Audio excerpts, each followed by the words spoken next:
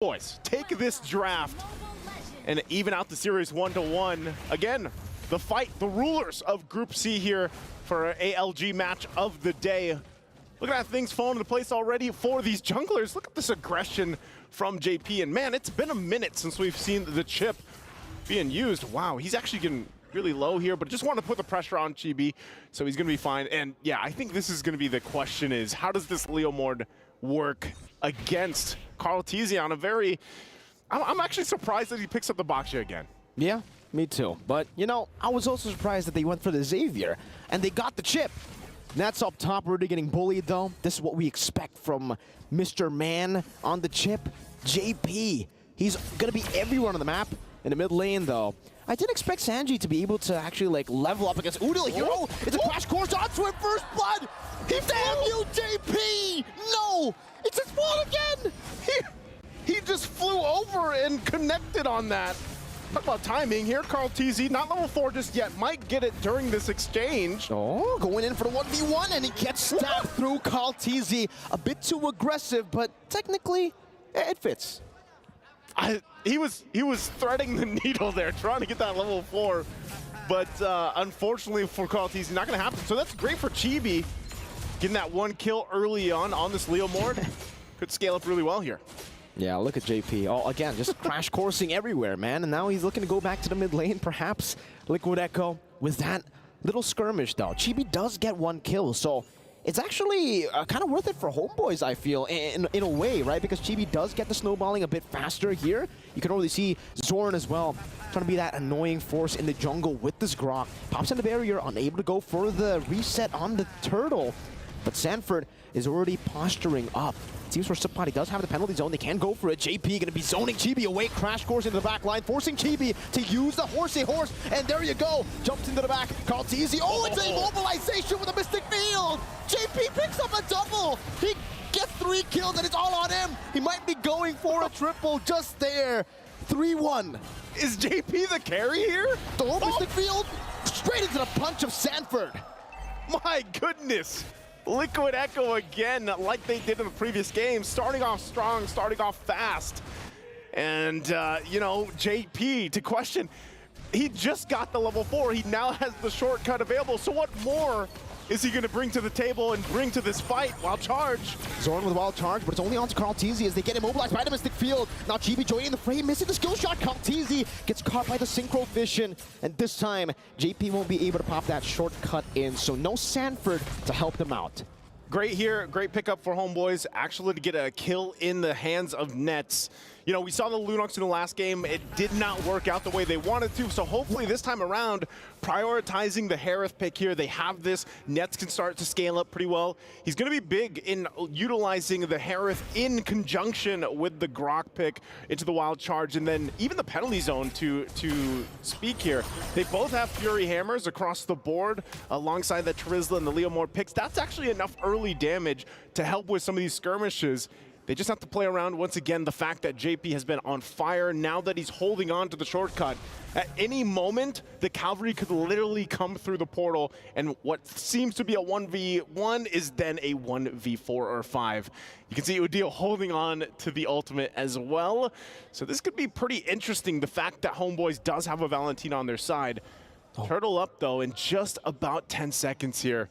Chibi patiently waiting. JP's right there in position. I don't know. Do they know?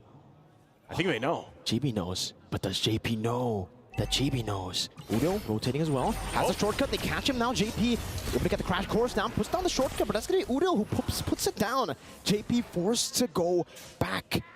And now, you know, there's really not much that Homebois was able to get there. Sanford, this is damage that with the knockout strike as well. Oh, the flicker, Sanford!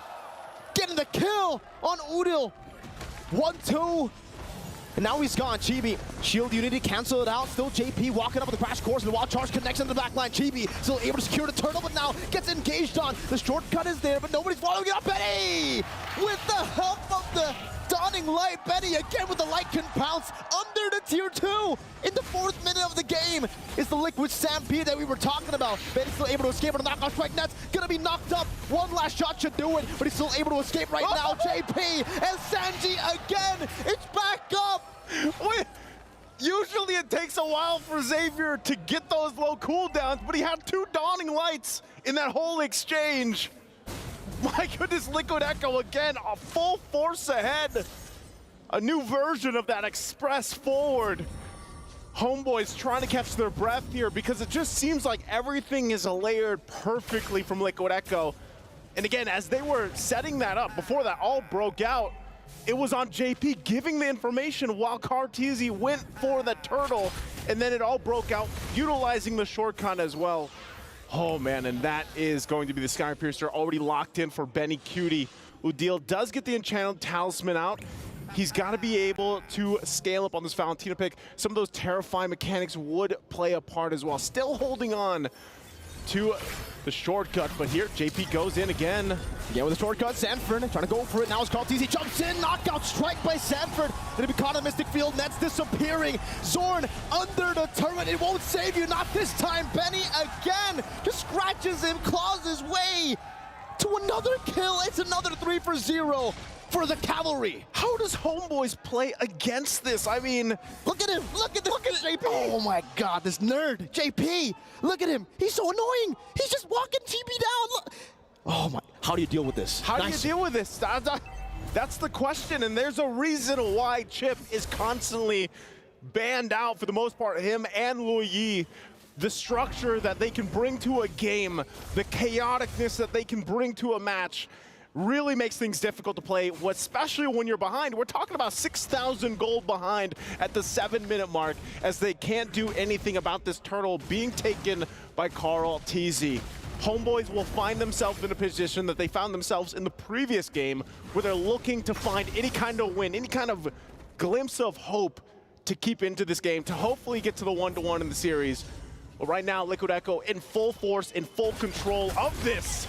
Oh, again, it's JP bringing him back into the bottom lane. He does finally get punished for it, but it's a good trade. He got the gold laner just with that. Sanford rotating all around. Everybody's going to be ignoring him. Sanji, let's see if he can win this one. Usually in lore, you do it. A dawning light against 3 members. Nah, I'd win, he says. But just like the lore, he dies. Just like the Lord. Good pickups here for Homeboys, but here's the answer. Here's the Cavalry. Udil going to be scratched out by Benny again with the Lycan Pounce. As Sanford deals with the back line.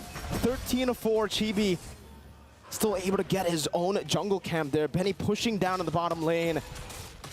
8 minutes, and you can see the 2-level lead already by Benny earlier.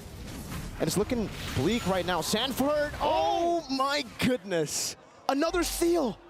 Sanford is just a menace right now. No matter what hero he's playing, he's always on point, providing so much value here for Liquid Echo's lineups. And really, when you look at Homeboys, you have to kind of consider the fact that where do they start? Where does it start for them to slowly crawl back into the game? This is a massive lead from Liquid Echo that a lot of teams, when they're facing against this kind of lead, they fall apart. So Homeboys, can they adjust? Can they readjust the game plan here? Because we're not even talking about the fact that this lineup from Liquid Echo scales big into the late game, especially with Xavier in their hands. This is a hero that just, once he has, I don't even know, a 5-second dawning light, nearly max cooldown reduction, it gets very difficult to play against here. And so when you're looking at Homeboy's lineup, it's got to be that penalty zone. It's got to be the wild charge to set things up, and then layered into a Zaman force. Chibi should not be the one starting things out.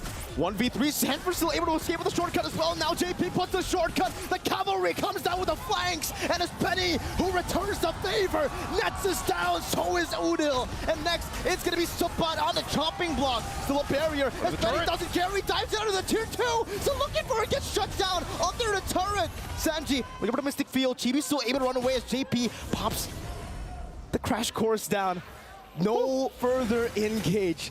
That would have been crazy. A dawning light as well there for to get Chibi a little bit lower. A little bit lower, but I mean, look at the confidence here again with Liquid Echo, the way they're playing, even under the tier 2 turrets. Lord's up now, it's for the taking. They did lose 2 members. It was a trade 2 for 2. But just looking at the item difference here, look at that. Look at Benny Cutie, has the Sky Piercer, has the Endless Battle now as well to pair it up with the 3 items, and there's the Lightning Trunchet. So also for Homeboys, they gotta catch up here. Another Dawning Light gonna be used. It's got such a low cooldown already at this point, 10 minutes in the game. Lore accurate. Yeah, lore accurate, that's right. And with that, we'll see once again the battle for this Lord. As we saw from the previous game, the Lord dance has evolved. And Sanji alone able to provide so much utility to this lineup. Udil's gonna go ahead and take that shortcut for himself. We saw this in the previous skirmish, the team fight turned into a quick 5v5. But as Homeboys kind of readjust, they're gonna go ahead and let Liquid Echo start this Lord up.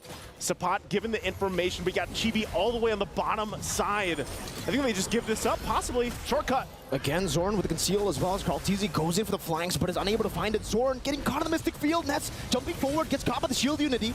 Karltizi with choice for his poisons. Damage reduction all across the board, but Chibi's able to take him down. JP rotating the back line now with Betty again, scratching Zorn down. It's going to be Sapat finding the penalty zone, getting rid of JP. Sanji flickering out, nine with Chibi. Going to be taken down by Sanji as he pops into Dawning Light again. Sanford on the chase. The Mystic Field right into Sanford. The San duo. Again in the 11th minute, and they're looking for a Sanford with a flicker, with a knockout strike to knock him up straight into the Mystic Field.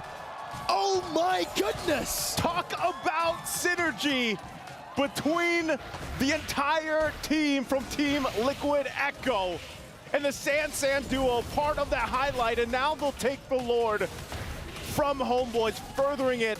It does take a little bit longer. Karltizi will make his way, but Homeboys, man, is it getting increasingly more grim as they approach this. Look at the layering here. Sanford goes in, gets the punches off the Mystic Fields there, and Benny Cutie goes in as well. Talk about, again, the juggling between this lineup. You hear that? Nothing. Because that was what happened. There was nothing Homeboys could do there. They had to just accept it, and it's ridiculous. How Liquid Echo, now Benny with the BOD. That's his 4th item in this game, ladies and gentlemen. 12 minutes in, it's a BOD. What's crazy about it is Chibi went with this Leomord pick. He has some items. He's got even the Malefic Roar, but it feels like every single time they try to fight it out, he's just not able to utilize those picks. And that's the Wishing Lantern picked up now for Sanji. Oh, look at that, look at that. There it is. I'm sure you guys have seen the clips going around with the Wishing Lantern and the Xavier, and why this pick is quite massive in terms of the damage department with the low cooldown like the Dawning Light. So easy to proc that 10% current HP with the 800 proc. And with that, Homeboys will lose. Oh, they hold on just barely to that turret, top side of the base.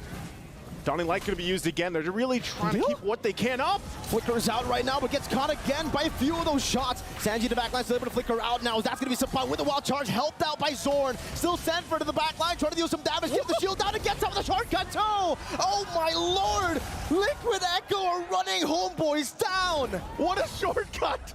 You know, you saw Sanford in there. Escape. He got the work done, and then he escapes. Oh my, Homeboys. Can they hold on to the rest of the base turrets here? They got 2 left, the top one's down.